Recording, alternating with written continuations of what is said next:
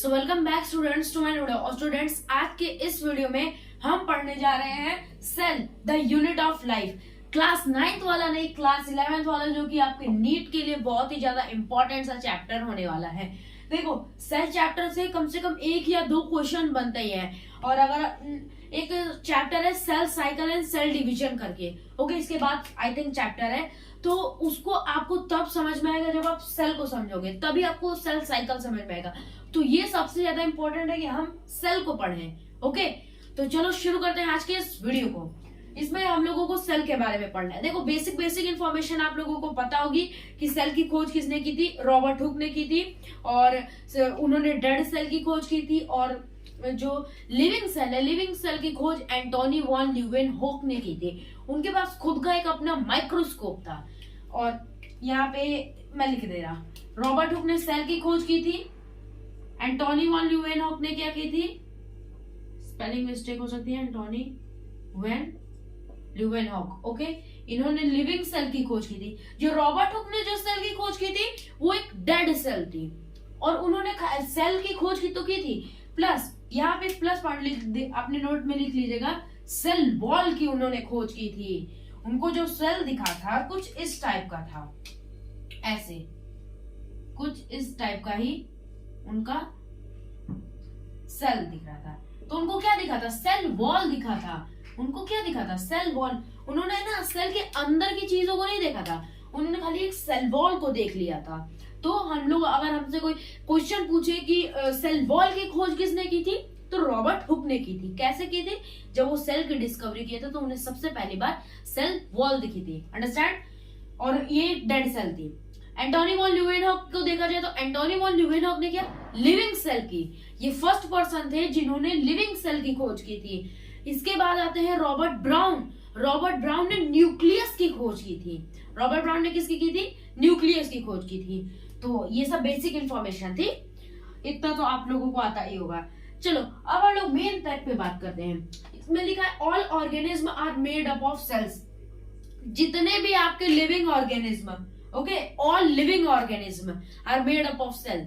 फिर चाहे वो बैक्टीरिया हो, बैक्टीरिया भी एक सेल से मिलकर बना होता है, साइनोबैक्टीरिया हो, पैरामीशियम हो, फंजाई हो, प्रोटिस्टा हो, जो भी हो, एक या एक से ज्यादा सेल का मिलकर बना रहता है। हम हो गए, हम इंसान बहुत सारे सेल से, हम लोग मल्टी सेलुलर में आते हैं, हमारे में करोड़ों हजारों लाखों बहुत सारे सेल्स हैं, हमारे में एक दो सेल्स नहीं है। तो देखो, इस बेसिस पे सेल को दो टाइप में डिवाइड किया गया है। पहला है यूनिसेल्युलर, दूसरा है मल्टी सेलुलर। यूनिसेल्युलर कौन होते हैं, यूनिसेल्युलर लिखा है, यूनी मतलब कि सिंगल सेल, इनके पास सिंगल सेल होता है, एक सेल होता है। जैसे हो गया बैक्टीरिया, साइनोबैक्टीरिया, पैरामीशियम, ऐसा एक्सेट्रा आते हैं यूनिसेल्युलर में। मल्टी सेलुलर में आ गए, जैसे प्लांट्स हो गए, एनिमल्स में आ गए, हम मल्टी सेलुलर है, मतलब हमारे पास बहुत सारे सेल्स हैं, हमारे पास कोई एक दो सेल्स नहीं, बहुत सारे सेल्स हैं। सो यूनिसेलुलर में आते हैं। तो पहला पॉइंट है कैपेबल ऑफ इंडिपेंडेंट एग्जिस्टेंस। इसमें ये कह रहा है जो यूनिसेलुलर ऑर्गेनिज्म भी होते हैं, जैसे बैक्टीरिया।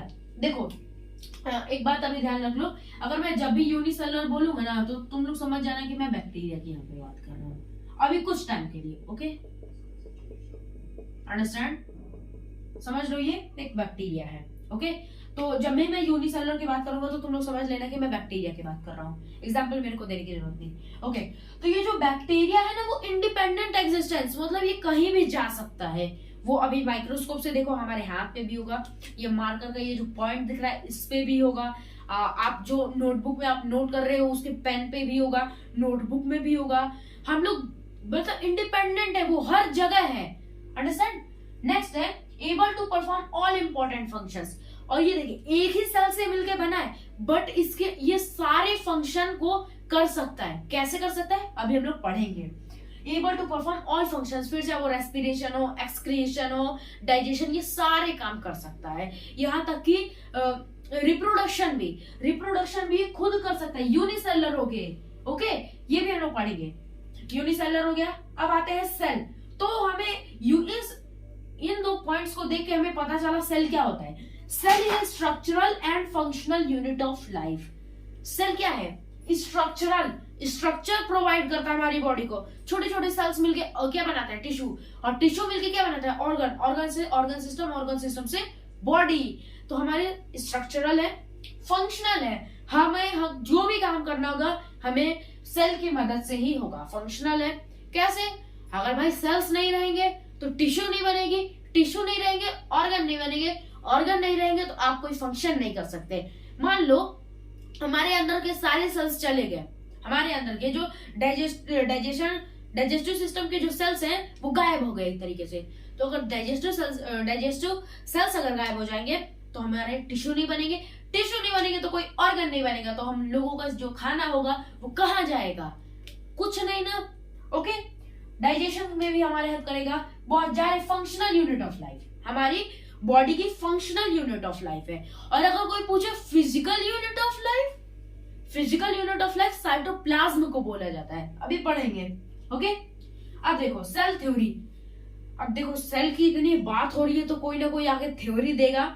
जैसे केमिस्ट्री में एटम्स के बारे में बात हो रही थी तो डाल्टन आए थे, डाल्टन एटॉमिक थ्योरी अपना थ्योरी देने के लिए आए थे। उसी तरीके से बायो में सेल की बात चल रही थी तो सेल थ्योरी को दिए थे सबसे पहले दो साइंटिस्ट ने, मैथियस स्लाइडन, थियोडर श्वान।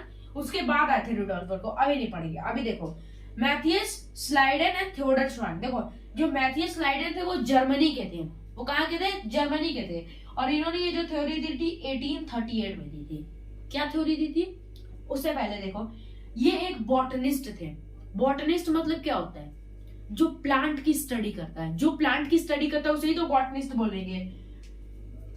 तो मैथियस स्लाइडन ने कहा जो प्लांट बॉडीज होती हैं मेड अप ऑफ सेल्स, बड़ी छोटी सी बात कही बट उस टाइम के लिए बहुत बड़ी बात थी। अभी के लिए तो हम सब जानते हैं plant bodies made up of cells which form tissue. इन्होंने ये बात कही है, plant bodies made up of cells, मतलब कि जो प्लांट की बॉडी है ना वो पूरे सेल्स से मिलके बनी होती है। जो सेल्स जो होते हैं और वो क्या बनाते हैं, टिश्यू बनाते हैं। अभी आप लोगों को लग रहा होगा कि क्या यार इतनी छोटी सी बात कही और थ्योरी मैंने लिख दी है, बट भाई ये प्रेजेंट टाइम के लिए छोटी सी बात है, उस टाइम के लिए नहीं, उस टाइम के लिए बहुत बड़ी बात थी। ओके, ये बॉटनिस्ट थे तो बॉटनिस्ट क्या करेंगे, बॉटनिस्ट वो क्या प्लांट की तो स्टडी करेगा, तो उन्होंने प्लांट के बारे में बताया। उसी तरीके से जब थियोडर श्वान, बात कर लेते हैं हम लोग एनिमल सेल की। एनिमल सेल में सेकंड नंबर पे आते हैं थियोडर श्वान। थियोडर श्वान ने एक थ्योरी दी थी, इन्होंने यहाँ पे जो प्लांट बॉडीज है इनकी जगह पे बस कर दिया एनिमल के। इन्होंने बता दिया कि जो जितने भी एनिमल्स होते हैं वो सब किससे मिलकर बने होते हैं, एनिमल भी सेल्स से मिलकर बने होते हैं। इन्होंने बताया कि थिन आउटर कवरिंग है, हम लोगों के जो सेल होता है सेल की एक थिन आउटर कवरिंग होती है जिसे हम लोग बोलते हैं प्लाज्मा मेम्ब्रेन। ये देखो ये जो एक सेल है, सेल के ऊपर ये क्या है, एक ये है प्लाज्मा मेम्ब्रेन, इसको शॉर्टकट में पीएम लिखा जाता है। ओके, सेल ये जो सेल है और इसके ऊपर है प्लाज्मा मेम्ब्रेन। इन्होंने कहा जो सेल के ऊपर एक आउटर कवरिंग होती है जो सेल को अंदर से कवर करे रखती है। ओके, अब आ जाओ, इन्होंने बताया कि जो सेल वॉल होता है एक unique character of plant cell. Plant cell के अंदर जो सेल वॉल पाई जाती है ना वो खाली प्लांट सेल के अंदर पाई जाती है। ओके, या प्रोकैरियोट्स में पाई जाएगी, ये एनिमल सेल में नहीं पाई जाती। हमारे तुम्हारे जो सेल है हम लोगों के सेल में नहीं पाई जाएगी, सेल वॉल नहीं पाएगी। ओके, यहाँ पे सेल वॉल क्यों पाई जाती है प्लांट सेल में, क्योंकि जो प्लांट होते हैं थोड़ा कमजोर होते हैं तो उनके जो सेल्स होते हैं उनको सेल को एक्स्ट्रा प्रोटेक्शन की जरूरत होती है। अब आओ रुडोल्फ वर्चोन है। अब लोग बात कर रहे थे यार ये जो सेल है ये सेल कहाँ से आते हैं, कैसे बनते हैं नए नए सेल, तो इन्होंने बोला ऑमनिस सेलुला ई सेलुला दैट मीन्स कि जो नया सेल होता है वो हमेशा प्री एग्जिस्टिंग सेल से मिलके बना होता है। फॉर एग्जाम्पल ये देखो ये एक सेल है, सेल और डिवाइड करके दो सेल बना दिया और ये जो दो सेल है आगे के दो सेल बना दिए। मतलब कि ये जो नया ये आपको ये सेल दिख रहा है, ये जो नया सेल दिख रहा है ये हमेशा एक प्री एग्जिस्टिंग सेल से मिलकर बना है। ये सेल और ये सेल इससे मिलकर बना हुआ है। ऐसा ये प्रोसेस चलता है। मियोसिस माइटोसिस एक तरीके से बोले तो 9th में आप लोगों ने पढ़ा होगा। तो आज के इस वीडियो में बस इतना ही, मिलते हैं अगले वीडियो में, तब तक के लिए बाय, थैंक यू। लाइक करें, शेयर करें, सब्सक्राइब करें।